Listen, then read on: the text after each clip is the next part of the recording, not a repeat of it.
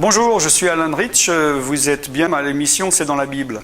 Nous sommes actuellement dans une série d'émissions sur la conversion. Nous avons vu 4 points, là et nous sommes dans le 5e et dernier point. Donc nous avons vu que pour la conversion, il faut 1. Comprendre et reconnaître que tu es un pécheur. 2. Comprendre la conséquence du péché. 3. Comprendre que Jésus-Christ a payé ton prix sur la croix. 4. Comprendre que tu ne peux pas racheter ton péché toi-même vu que c'est un don ou une grâce. Quand je dis comprendre, c'est prendre conscience, réaliser, et non pas comprendre intellectuellement. Et là, le point 5 de cette émission, c'est la repentance. C'est-à-dire que ces 4 points doivent t'amener à la repentance.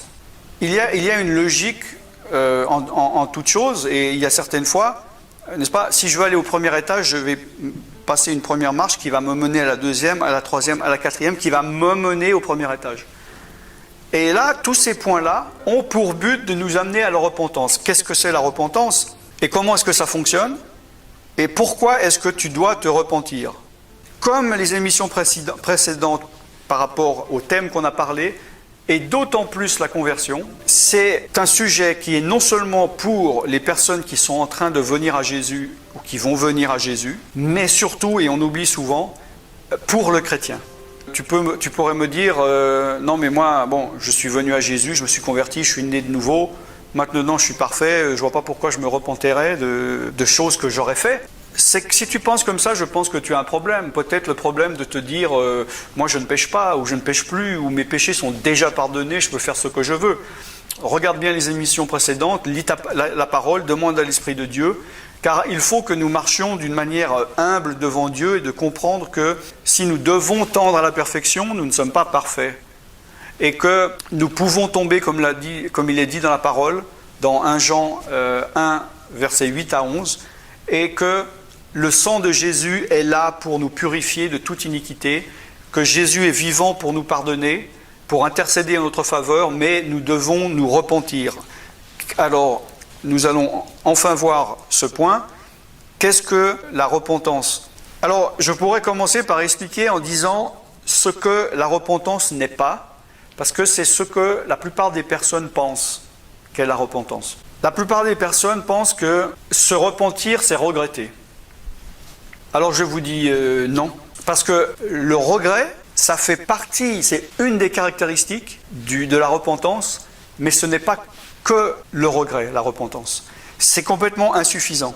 Je vais vous donner un exemple très clair pour illustrer mes propos. Je prends un exemple, si par exemple tous les jours, en sortant de chez moi, mon voisin il a la porte ouverte, puis il a toujours de l'argent devant sa porte, et puis il n'est pas là, chaque fois, hop, je prends une petite somme. Là, je parle d'un exemple léger, mais ça peut s'appliquer pour n'importe quel péché. Et je prends cet argent, je pars. Et je reviens chez moi, et je suis content, et je me dis, youpi, demain je vais reprendre de l'argent. Donc là, il n'y a aucune repentance. Maintenant, peut-être que j'en parle à quelqu'un, et qui me dit, oui, mais c'est pas bien, tu sais, tu prends de l'argent, et je commence à me dire, oui, finalement, c'est pas bien, je regrette de lui prendre son argent. D'accord? Je regrette. Mais le matin, je reprends et je continue pendant plusieurs années. Tu peux très bien regretter de faire quelque chose et de continuer à le faire. Il y a plein de personnes qui ont des remords de faire ce qu'ils font, mais qui continuent à le faire. Soit parce qu'ils en ont besoin, ou bien ils n'arrivent pas à s'arrêter, ou bien ils se disent, oui, je regrette, mais finalement, quand même, l'avantage que je perçois de ce péché est meilleur que le fait d'arrêter de faire ce péché. La repentance, ce n'est pas que le regret. Le regret fait partie du mécanisme. Il faut, quelque part, à un moment donné, regretter de faire du mal. Si je trompe ma femme, il y a un moment donné, peut-être je vais dire, la pauvre, elle s'imagine rien elle-même et tout ça, et moi je la trompe avec ma voisine, je regrette vraiment, mais que je peux très bien continuer à le faire. Et voilà un deuxième exemple, mais vous pouvez imaginer tous les péchés, tous les sujets possibles et inimaginables, où il est possible donc de faire ça. Donc il faut prendre conscience que déjà c'est mal, nous avons vu dans le point numéro 1, c'est la même chose qu'avec le péché. Si je pense que voler mon voisin c'est pas bien, c'est pas mauvais, pourquoi j'aurais du regret ou pourquoi je le changerais, pourquoi j'arrêterais de le faire? D'accord? Comme je l'ai dit au point numéro 1, On doit réaliser qu'on est un pécheur. Donc on doit réaliser que ce que je fais est mal. Je ne vais pas trop approfondir, sinon on va faire trop d'émissions sur ce sujet. Il faut ensuite comprendre les conséquences de ce mal que l'on fait. Si je me dis oui, je regrette de le prendre, mais je me dis mais il n'y a pas de conséquences, il ne réalise pas, il est assez riche, je ne prends pas beaucoup d'argent. Il faut réaliser pourquoi ce que je fais est mauvais. Peut-être pour lui, mais aussi seulement pour moi. En effet, la personne, si je prends juste 5 € et la personne est millionnaire, ce n'est pas grave pour lui.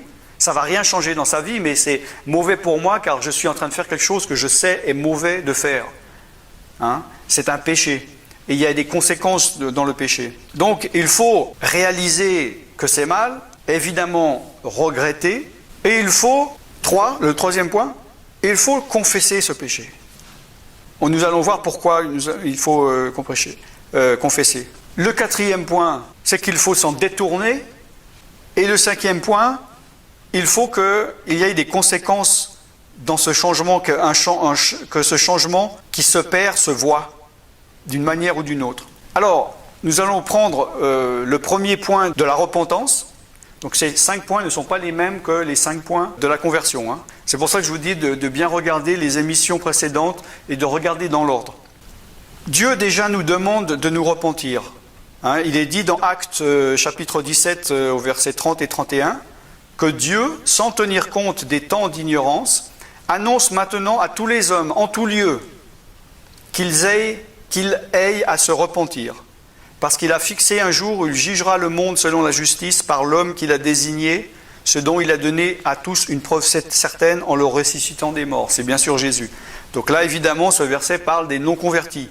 Si tu es non-converti, il faut absolument que tu passes par la repentance. Et nous sommes en train d'expliquer ce qu'est la repentance. Donc le point numéro 1, il faut réaliser, il faut prendre conscience du mal, de l'erreur, de la faute que tu as fait, du péché que tu as fait.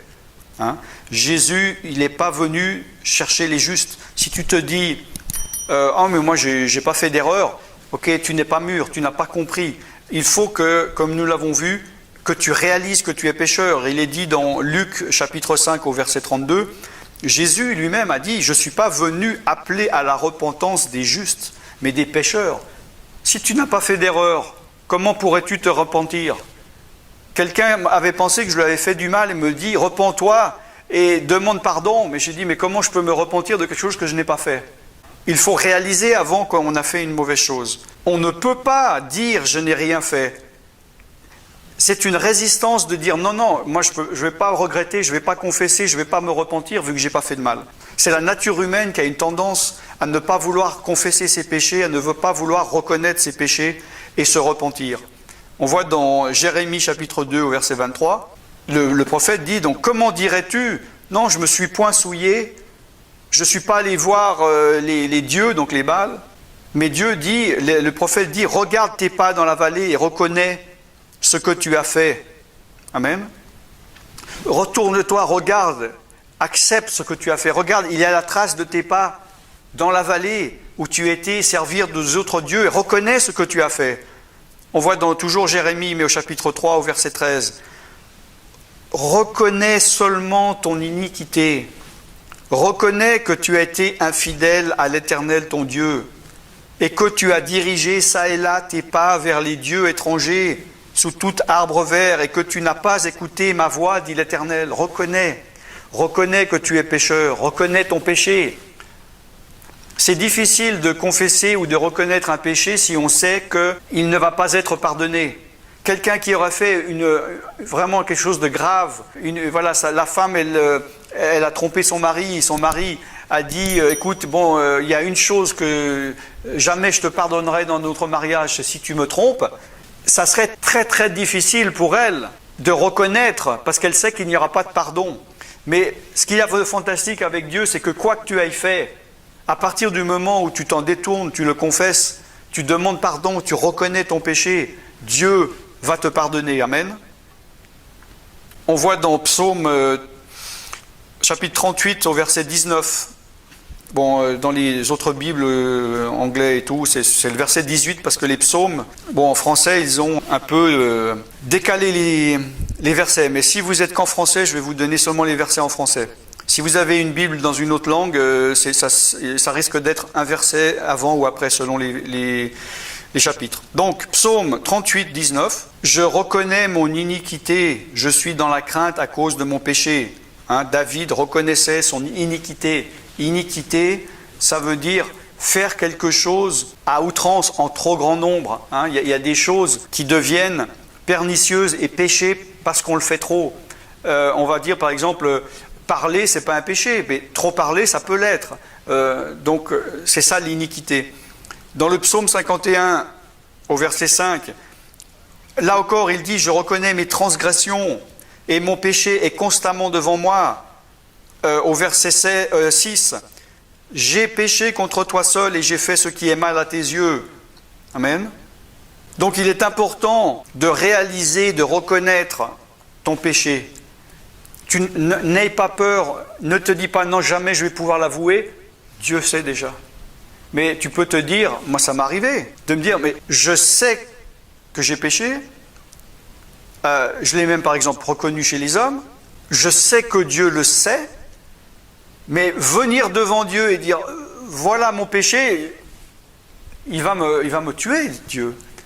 Il va me consumer par le feu. Mais Dieu a fait grâce, amen. Dieu pardonne, Dieu est lent à la colère et miséricordieux, amen. Et si nous confessons nos péchés, si nous nous en détournons, il est fidèle et juste pour nous les pardonner, son sang nous purifie de toute iniquité, amen. Donc le point numéro 2, c'est évidemment ce fameux regret. Il faut regretter. Je peux dire, voilà un autre cas de figure, je vole l'argent de mon voisin, et de me dire, oui, c'est pas bien, mais je ne le regrette pas du tout. Il faut absolument regretter, arriver à pouvoir regretter. Amen. Le point numéro 3, qui est très important et qui est souvent délaissé ou mal compris par les chrétiens, surtout chez les protestants ou chez les évangéliques, c'est qu'il faut confesser. Il faut confesser nos péchés. Bien sûr que dans la Bible, nous savons que nulle part il est parlé de confesser ses péchés à un prêtre, à un pasteur ou à un ancien. Il y a un passage où il est parlé de confesser vos fautes entre frères, c'est autre chose. Mais là, il s'agit de la confession des péchés. Dieu a instauré un principe.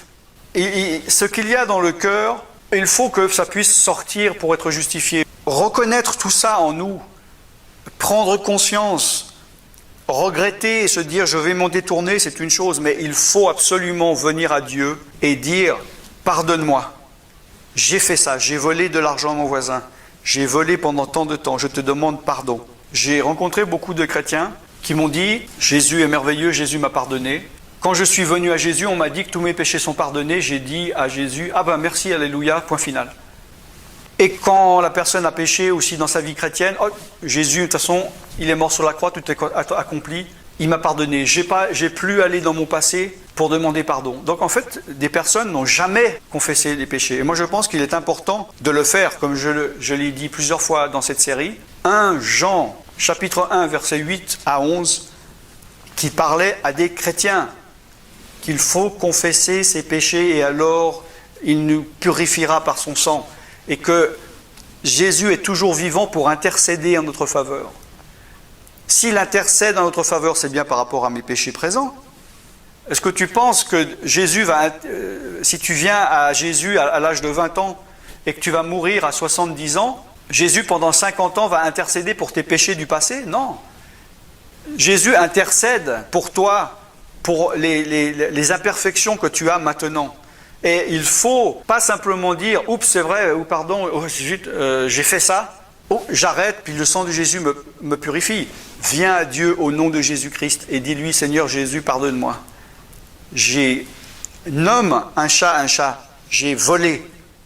Je me suis trompé par des propres raisonnements. Je n'ai pas voulu accepter, mais c'est du vol. Je n'aurais pas dû. Pardonne-moi, j'ai volé pendant une année à mon voisin, 5 € tous les jours, je te demande pardon. Il faut faire ça pour ces péchés, pour que tu ne les ailles plus sur la conscience. Sors-les de ton système.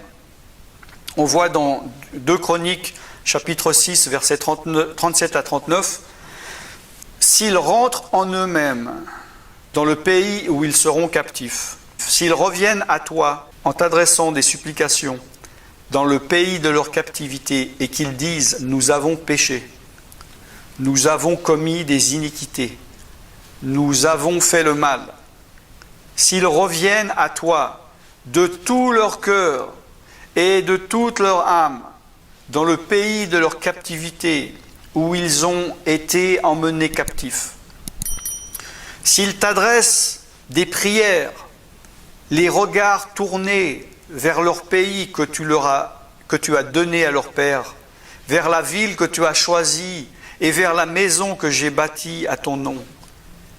Exauce des cieux du lieu de ta demeure leurs prières et leurs supplications et fais leur droit. Pardonne à ton peuple ses péchés contre toi. Amen. Donc je pourrais dire, si je m'adresse à toi, si tu rentres en toi-même, là où tu es captif, peut-être tu es captif d'un péché que tu as commis.